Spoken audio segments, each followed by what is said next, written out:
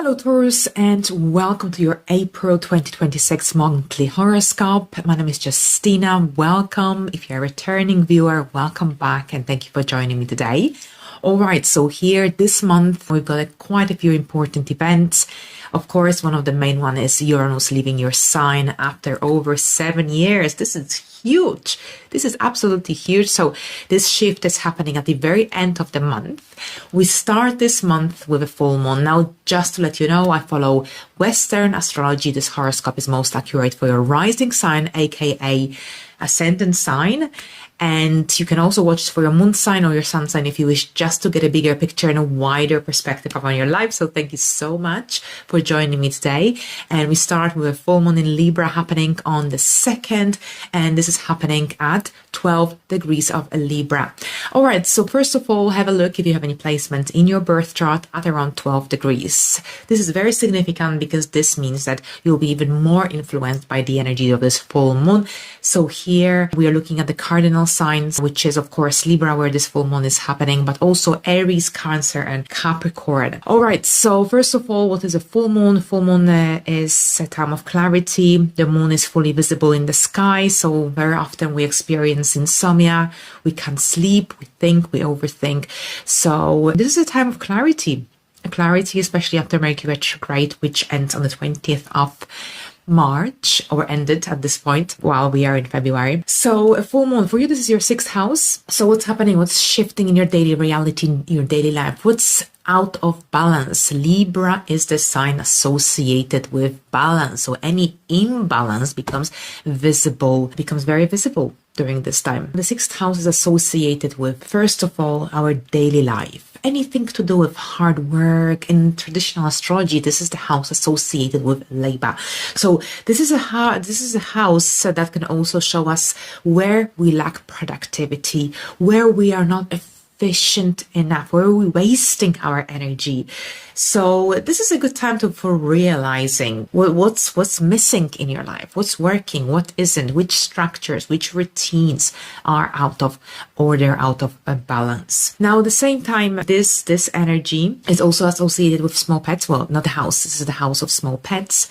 This is the house also of any illnesses. If you are recovering from a sickness or illness or perhaps some surgery treatment, then usually the full moon is the peak, because the full moon generally it amplifies the energy. So it usually can make our energies, our emotions go up and down. But at the same time, after the full moon, usually the healing process speeds up. So first of all, with Mars in your 12th house, so this is generally the energy that will influence your life through until the end of this month through to May. And generally the 12th house Mars brings introspection.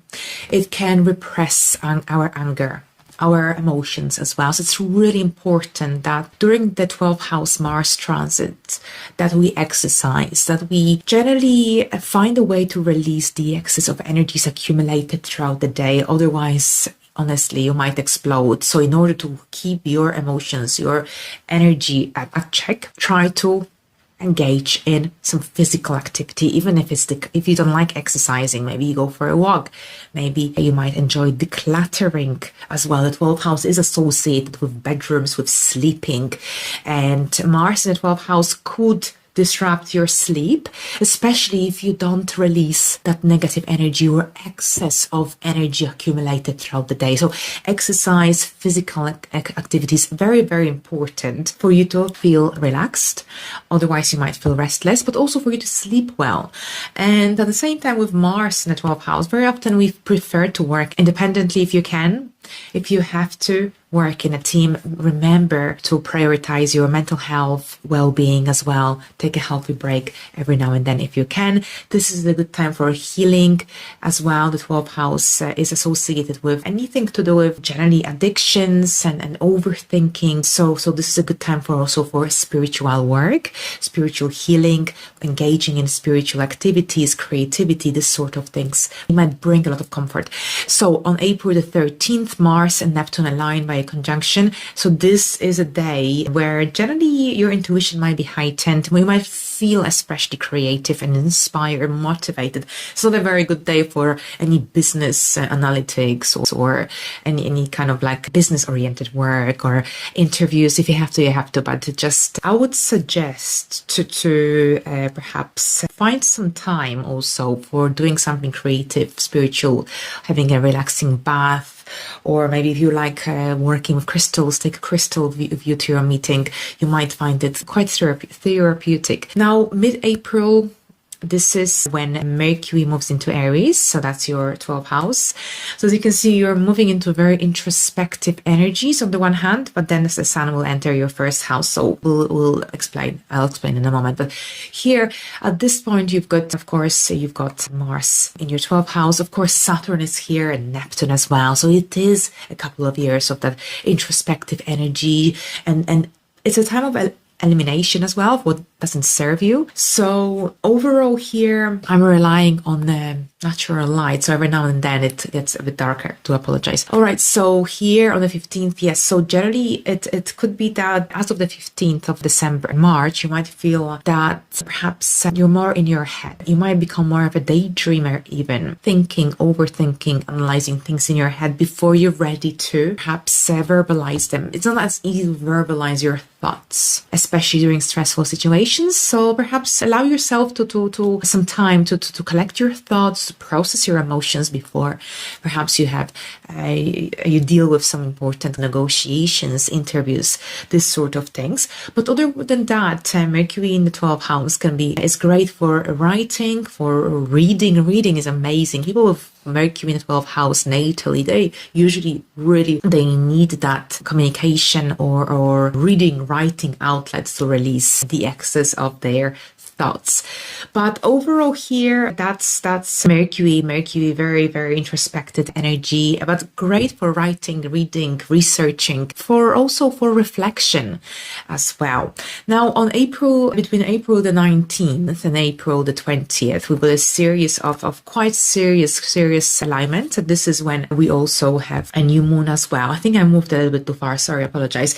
So yeah, so on the 16th, we've got the Sun and Chiron conjunction, which generally could bring awareness about some unhealed wounds and emotions, especially connected to assertion and confidence as well. But it can be also a very healing influence if you allow yourself to face these unhealed energies, emotions, memories, and see them from a different light, different perspective, and release them, let go. Now here we also have a new moon happening on the 17th, so the day after the Sun and Chiron conjunction. So new moons bring new beginnings, but the moon is dark, so it's not going to be like some life-changing new beginning. This is usually connected to, especially for you, behind the scenes work. Pay attention to your intuition, pay attention to your thoughts, write your ideas down, write your thoughts down. It's a good time. This new moon is amazing for journaling. There is a lot going on the inside, but perhaps not so much on the outside. So it's a good time for writing things down, for engaging in educational activities or activities connected to self-growth overall. But here, very close to this new moon, we've got a series of very serious alignments between Mars and Mercury and Saturn. That's between the 19th and the 20th. So this energy brings more seriousness. It's happening in your 12th house as well. So this could be a time when you might be dealing with some important decisions. There's a lot of internal energy activated. So perhaps you may reach an important decision, or perhaps you might come to terms with something that has been on your mind for quite some time. So this is not a time to rush with anything too quickly. It's a time for making strategic decisions. This is connected to some lasting outcomes and results, especially with Saturn's involvement. Now, on the 20th, the Sun enters Taurus. So we start Taurus season on the 20th, and this is moving into your first house. So your identity, your persona, anything about you, about your goals, your direction, your identity as well. So a wonderful time. Of course, you've got so much happening in your 12th house. Taurus season brings a lot of vitality and energizing energy without a doubt, but it's There's still a lot of reflective energy, especially in the initial couple of weeks. So most certainly towards the second part of April will be very, very much internal. And you'll be processing a lot internally. So here, overall, Taurus season is great for a personal reinvention, and you will feel more noticed, and you will be thinking more about your goals, your desires. It's a great time for creating a vision map. You're starting a new cycle with the sun. So here it's a good time, Taurus season, to decide what goals do you want to set for yourself, what milestones do you want to reach, especially since Uranus is about to leave your first house as well. So focus on your goals, focus on your objectives. Now here we've got Venus and Uranus conjunction on 24th, a 29 degree and an erratic degree. So have a look if you have any placements at around 29 degrees of the fixed sign. So that will be, of course, Taurus, Scorpio, Aquarius, and Leo, because you will be under greater influence of this energy. This is happening in your first house, finally, not in the 12th house. So first house. So this could be related to some unexpected opportunities, developments connected to the direction that you're heading, to your life, to your relationships as well.